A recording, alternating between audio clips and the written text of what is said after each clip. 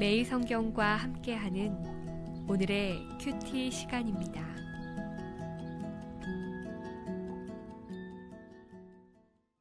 (3월 6일) 오늘의 말씀은 마가복음 3장 1절에서 19절입니다. 예수께서 다시 회당에 들어가시니 한쪽 손 마른 사람이 거기 있는지라. 사람들이 예수를 고발하려 하여 안식일에 그 사람을 고치시는가 주시하고 있거늘, 예수께서 손 마른 사람에게 이르시되 한가운데에 일어서라 하시고 그들에게 이르시되 안식일에 선을 행하는 것과 악을 행하는 것, 생명을 구하는 것과 죽이는 것 어느 것이 옳으냐 하시니 그들이 잠잠하거늘 그들의 마음이 완악함을 탄식하사 노하심으로 그들을 둘러보시고 그 사람에게 이르시되 내 손을 내밀라 하시니 내밀매 그 손이 회복되었더라. 바리새인들이 나가서 곧 헤롯 당과 함께 어떻게 하여 예수를 죽일까 의논하니라.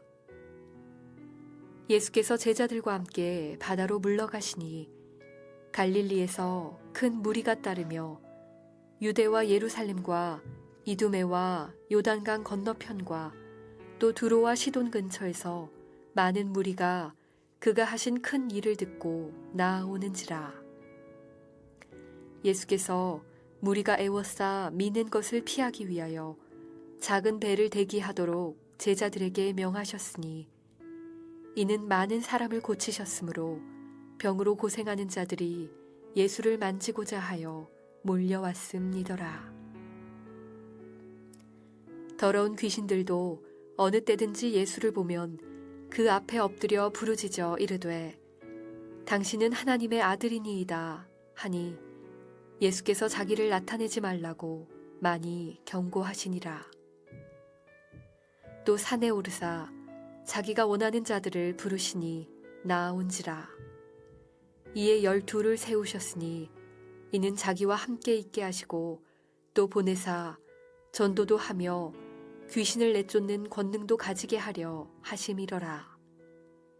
이 12를 세우셨으니 시몬에게는 베드로란 이름을 더하셨고 또 세베대의 아들 야고보와 야고보의 형제 요한이니 이 둘에게는 보아너게 곧 우레의 아들이란 이름을 더하셨으며 또 안드레와 빌립과 바돌로메와 마테와 도마와 알페오의 아들 야고보와 및 다데오와 가나안인 시몬이며 또 가룟 유다니 이는 예수를 판 자더라. 오늘도 죄인을 위해 오시고 안식을 주시기 위해 오신 예수님 앞에 나온 여러분들에게 기쁨과 안식으로 함께 해주시기를 기도합니다. 오늘 본문은 어제에 이어 안식일과 관련된 논쟁이 나타납니다. 손 마른 사람을 고치신 것이 문제가 되었던 것입니다. 1절에 보니 예수님께서 다시 회당에 들어가셨다고 말씀하고 있는데요. 다시라는 표현은 예수님께서 가신 회당이 마가복음 1장 21절에 나왔던 가버나움 회당이라는 사실을 알려주는 것입니다. 재밌는 것은 당시에도 안식일이자 회당에서 귀신을 축출하는 사건이 있었는데 그때는 별 논쟁이 없었다는 점입니다. 아마도 안식일 금지 규정에 귀신 축출 자체와 관련해서는 애매한 부분이 있었던 것으로 보여집니다. 그런데 왜 이제야 문제가 되고 있는 것일까요? 안식일은 그들에게 굉장히 중요한 의미가 있었습니다. 포로 귀환 이후 이방인과 섞여 살던 잘못을 청산하며 더 온전하게 자신을 구별하여 지키려고 했던 최상위 율법이었기 때문입니다. 선한 동기에서 시작되었지만 너무 과도하게 적용하여 율법주의와 자기의에 빠져있던 상태가 되었습니다. 그러니 안식일은 자신과 자기 민족의 정체성이자 강렬한 상징으로 동일시되었던 것이죠. 안식일을 건드리는 것은 곧 자신과 자기 민족을 건드리는 것이나 다름없기에 예수님에 대한 불편한 마음과 분노가 생겨있던 상태로 보입니다. 1절에 보니 예수님이 회당에 들어가셨는데 한쪽에 손 마른 사람이 있었습니다.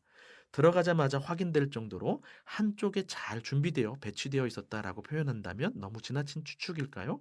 확실한 것은 사람들이 예수님을 고발할 것을 찾기 위해 주시하고 있었다는 것입니다. 사실 안식일일지라도 긴급한 상황에 있는 사람의 목숨을 살리는 것은 허용이 되어 있었습니다. 그러나 손 마른 사람은 만성적인 환자이기 때문에 당장 오늘 내일 죽게 될 사람은 아니었습니다. 이들은 예수님이 과연 안식일이 지난 다음 날에 치유를 행하실지, 아니면 어제 본문에서처럼 사람을 위해 안식일이 존재한다는 것의 연장선에서 바로 그날 치유를 행하실지 궁금했습니다. 이에 예수님은 안식일의 의미를 더 온전히 깨닫게 하시도록 정면으로 부딪히십니다. 안식일에 선을 행하는 것과 악을 행하는 것, 생명을 구하는 것과 죽이는 것, 어느 것이 옳으냐라고 질문하셨는데요. 어느 것이 옳으냐라는 이 질문은 그들이 안식일에 관한 수많은 규정을 만들어 할 일과 하지 말아야 할 일을 구분했던 질문과 동일한 것입니다. 즉, 그들이 자주 던지던 질문을 역으로 던지신 것입니다. 당연히 선을 행하는 것, 생명을 구하는 것이 맞을 것입니다. 예수님이 왜 이렇게 대답이 뻔한 쉬운 질문을 던지실까요? 워낙 잘 모르고 공부하기 싫어하는 학생들에게 뭐라도 가르쳐 주고 싶어서 아주 쉬운 객관식 OX 문제를 내주는 자상한 선생님의 모습처럼 보이기도 합니다. 그야말로 안식일의 정신이 선과 생명이라는 사실을 분명하게 가르쳐 주고 싶었던 것입니다.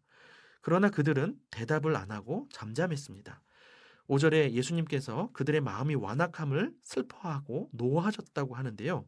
여기 나오는 완악함이라는 단어 포로시스는 문자적으로 보지 못함, 자각 없음을 뜻하는 단어입니다. 즉, 영적인 감각이 다 어두워지고 마비가 된 상태를 말합니다. 소위 신앙 좋고 열심히 있는 그들이었는데 그들에게 손 마른 자는 전혀 동정의 대상이 아니었습니다. 그저 예수님을 고발하기 위해 이용하는 도구에 지나지 않았습니다. 손은 마르지 않았을지 몰라도 그들의 감정과 영혼이 메마른 완악한 사람들이었던 것이죠. 그야말로 안식일에 선보다는 악을 좋아해서 예수님을 고발하려고 주시하고 있으며 손 마른 자를 살리는 것보다 예수님을 죽이려고 하는 사람들이 어찌 대답을 할 수 있었겠습니까?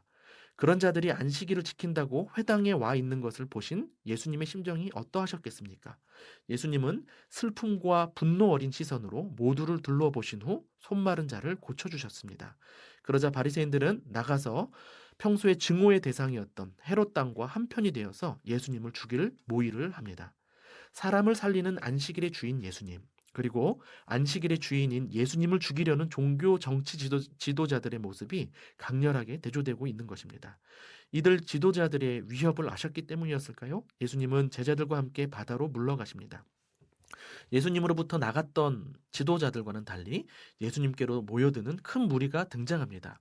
마가복음 1장에서 세례 요한에게 세례를 받기 위해 왔던 유대와 예루살렘 사람들과 비교해 볼 때 더 많은 먼 곳 사방에서 몰려왔다는 것은 당시 예수님의 영향력이 얼마나 컸는지를 알려줍니다.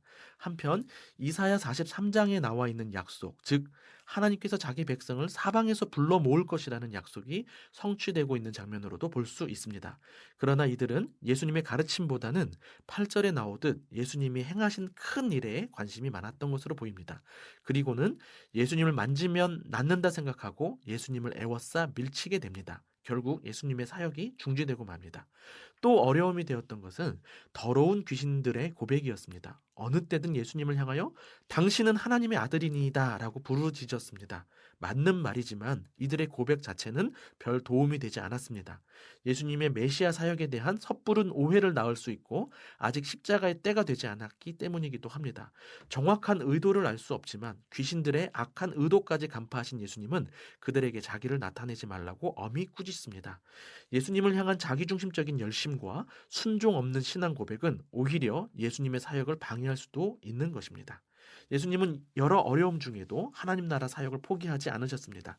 산에 오르신 예수님은 자기가 원하는 제자 12를 세우십니다. 여기 세우다라는 표현은 주로 지도자들을 세울 때 사용된 표현이고 만들다라는 의미도 있습니다. 즉, 예수님이 하나님 나라 사명을 함께 할 수 있는 지도자들을 선택하여 만들어 가려는 의도가 있는 표현이라고 볼 수 있습니다. 또한 열둘은 이스라엘의 12지파를 연상시키는데요. 새 이스라엘을 창조하시겠다는 의도가 담겨 있는 표현이기도 합니다. 자, 그럼 이 12를 세운 이유가 무엇일까요? 14절과 15절에 두 가지로 요약되어 있습니다. 첫 번째는 예수님과 함께 있기 위함이고 두 번째는 보내사 전도도 하고 귀신을 내쫓는 것입니다. 우선된 사명이 자기와 함께 있으려고 라는 사실을 놓치지 마시기 바랍니다. 제자는 어떤 일을 하는 것에 앞서 자신을 부르신 분과 함께 있는 것이 가장 우선되는 사명자입니다. 주님과 함께 있어야 주님을 잘 알고 닮아갈 수 있는 것이며 주님의 우선적인 기대 역시 함께 있는 것에 있었기 때문입니다. 특별히 어려운 고난의 길에서 이 첫째 사명이 지켜졌다면 얼마나 좋았겠습니까? 십자가 고난과 죽음의 길까지 예수님과 함께 있어야 진정 제자일 것입니다. 두 번째 사명은 예수님의 뜻을 따라 예수님의 사명에 동참하는 것입니다. 그가 하나님 나라를 선포하시며 귀신을 쫓아내셨듯이 제자들도 그 위대한 사명에 동참하여 하나님 나라를 확장하게 됩니다. 묵상의 자리가 이런 두 사명이 만나는 제자의 자리가 아닐까 싶습니다. 하나님이 어떤 분이신지 묵상하며 하나님과 함께 있고, 교훈이 무엇인지 묵상하며 하나님 나라를 향한 뜻과 그 사역에 동참하는 이 묵상을 통해 오늘도 제자의 길을 걷는 하루 되기를 바랍니다.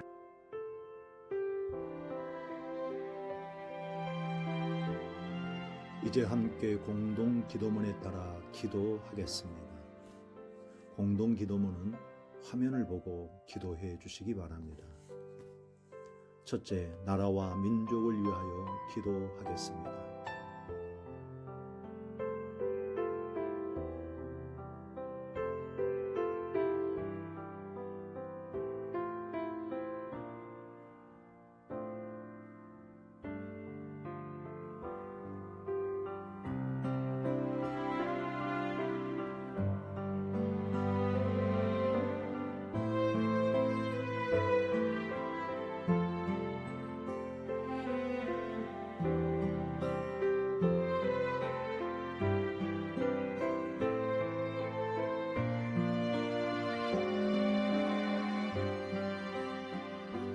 둘째, 한국 교회를 위하여 기도하겠습니다.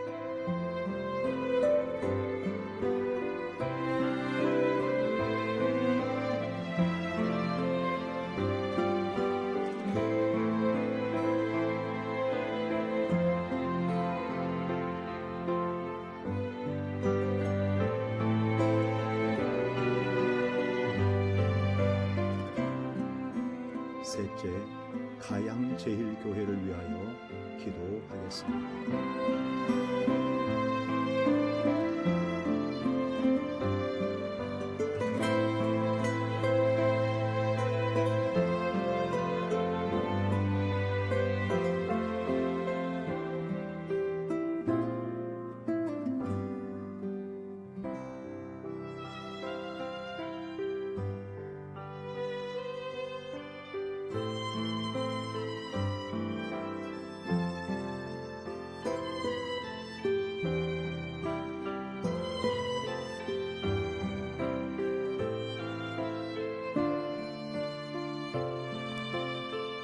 예수님의 이름으로 기도하옵나이다.